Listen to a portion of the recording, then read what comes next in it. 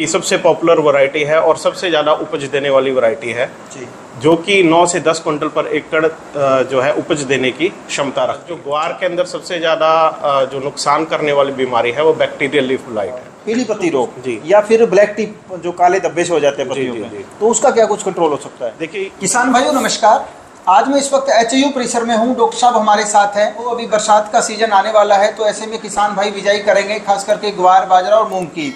आज का हमारा टॉपिक रहेगा ग्वार की खेती को लेकर। किसान भाई वैरायटी का चुनाव कैसे करें, बिजाई कब करें, सीड ट्रीटमेंट कौन सी दवा से करना है जिससे आपको बेहतर उपज मिल सके।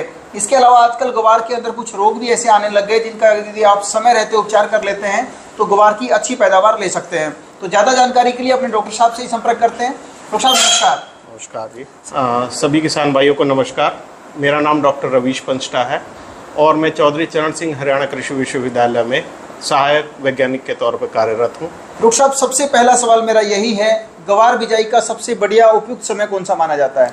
देखिए, जैसा कि अब हम जानते हैं कि ग्वार एक खरीफ सीजन की फसल है, तो जून का दूसरा पखवाड़ा जैसे आप सभी जानते हैं कि ये बरानी क्षेत्रों में उगाई जाने वाली एक औद्योगिक फसल है जी। तो जून का दूसरा पखवाड़ा जिसमें कि मानसून का आगमन आमतौर पे हो जाता है, तो उसके बाद ही मानसून के आने के पहली बरसात के बाद जी हाँ बिल्कुल। सर, इसके अलावा वैरायटियां जो आप कौन कौन सी रिकमेंड करते हैं किसान भाइयों को? देखिए, हरियाणा कृषि विश्वविद्यालय से अनुमोदित 3 बहुत महत्वपूर्ण वैरायटीज़ हैं जो किस्में हैं जिनका अनुमोदन 2010 में किया गया था। मैं उनके नाम आपको बताता हूँ। HG 2-20 जो कि सबसे पॉपुलर वैरायटी है और सबसे ज़्यादा उपज देने वाली वैरायटी है जी, जो कि 9 से 10 क्विंटल पर एकड़ जो है उपज देने की क्षमता रखती है। ठीक है। उसके बाद HG 563 और HG 365 भी बहुत ही पॉपुलर जो है किस्में हैं ग्वार की, जो कि हरियाणा कृषि विश्वविद्यालय से अनुमोदित है जी। HG यानी हरियाणा ग्वार 365 और हरियाणा ग्वार 563, इसके अलावा HG 2-20। सर, अगर बात करें ग्वार के बीज उपचार यानी बीज लगाने से पहले किसान भाई कौन सी दवा से उपचारित करें जिससे बीज जनित रोग ना आए? जी देखिए, जो ग्वार के अंदर सबसे ज़्यादा जो नुकसान करने वाली बीमारी है वो बैक्टीरियल लीफ ब्लाइट है। तो उसकी रोकथाम के लिए जो हम सिफारिश करते हैं, उसके लिए किसान भाइयों को 6 ग्राम स्ट्रेप्टोसाइक्लिन, जो कि एक पुड़िया 6 ग्राम की ही आती है, 6 ग्राम स्ट्रेप्टोसाइक्लिन, 6 किलो पानी और 5 से 6 किलो बीज, जो कि 1 एकड़ के लिए उपयुक्त है, उसको मिलाकर उसका घोल बनाकर 6 किलो बीज को उसमें रखा जाए। 20 से 25 मिनट के बाद उस बीज को निकाल के उसे सुखा के फिर उसकी तुरंत बिजाई कर दी जाए। सर, अगर बात करें सीड रेट, तो 1 एकड़ में कितना बीज डालना चाहिए किसान भाइयों को? देखिए, 5 किलो प्रति एकड़ के हिसाब से जो है हम सिफारिश करते हैं, जो कि उपयुक्त है। सर, इसमें जब किसान भाई बिजाई करते हैं तो कुछ एक किसान भाई छिटा भी लगाते हैं या कुछ एक किसान सोइंग करते हैं, तो इसे लाइन टू लाइन और पौधे से पौधे की डिस्टेंस क्या कुछ रखें? देखिए, छींटा देने की जो विधि है हम उसको बहुत ही डिस्करेज करते हैं, हम उसकी सिफारिश नहीं करते जी।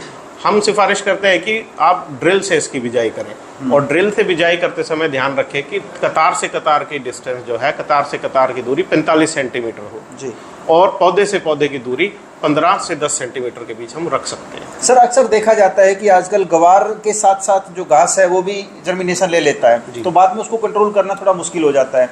ऐसी कोई हर्बिसाइड दवा जिसका अपने अगर छिड़काव करें तो कुछ दिनों तक अपने को हर्बिसाइड है या खरपतवार है वो ना जर्मिनेट हो? हरियाणा कृषि विश्वविद्यालय से ऐसे किसी भी जो है हर्बिसाइड की अभी तक की कोई भी सिफारिश नहीं की गई है। हालांकि इसकी टाइम टू टाइम आप किसान ज़रूरत पड़ने के हिसाब से इसकी निराई गुड़ाई करता रहे। सर, अगर मैं बात करूं इरिगेटेड एरिया की, तो किसान भाई बुआई के कितने दिन बाद इसमें पहली सिंचाई कर सकते हैं?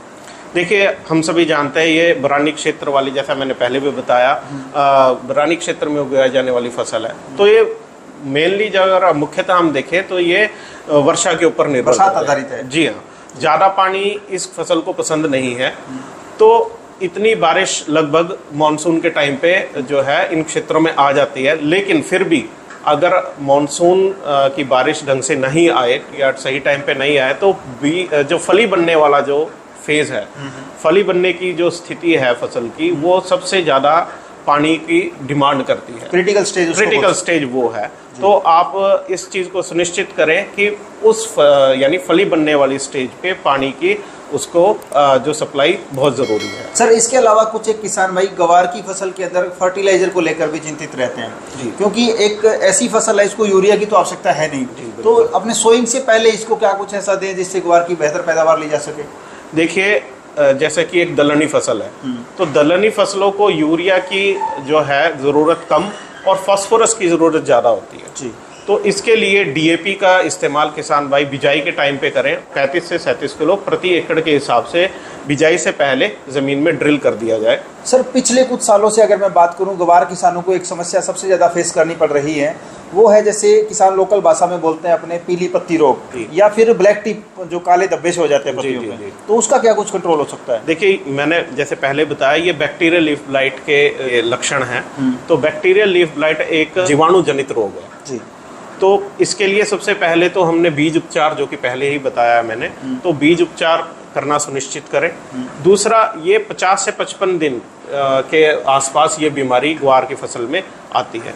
तो 50 से 55 दिन पे किसान भाई को मैं सिफारिश करूंगा एक स्प्रे की 200 ग्राम कॉपर ऑक्सीक्लोराइड, 30 ग्राम स्ट्रेप्टोसाइक्लिन और 200 लीटर पानी प्रति एकड़ के हिसाब से। सर अगर प्रकृति अपना ठीक ठाक साथ दे, कोई रोग या कीट ना आए, तो जो वैरायटियां आपने बताई हैं प्रति एकड़ कितना पैदावार अपने को मिल सकती है? देखिए इनकी क्षमता तो जैसे मैंने 2-20 के बताया 9 से 10 क्विंटल पर एकड़ के हिसाब से भी ये उपज दे देती है।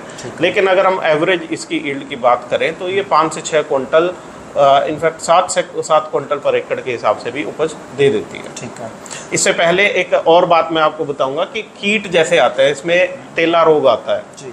तो उसकी रोकथाम के लिए 200 मिलीलीटर मैलाथियोन का स्प्रे की सिफारिश हमारे विश्वविद्यालय करता है, जिसको स्प्रे करने के लिए आप बीमारी के लिए जो स्प्रे करें हैं आप उसमें ही मिला के कर सकते हैं, अलग से आपको स्प्रे करने की जरूरत नहीं है। ठीक है, यानी आपने जो फंगीसाइड वगैरह की स्प्रे करते हैं उसमें ऐड कर सकते हैं? जी हाँ, बिल्कुल ऐड कर सकते हैं। सर पूरे भारत से इस वक्त लाखों किसान आपको देख पा रहे हैं, गवार की खेती से संबंधित आप कोई फाइनल मैसेज उन तक पहुँचाना चाहोगे?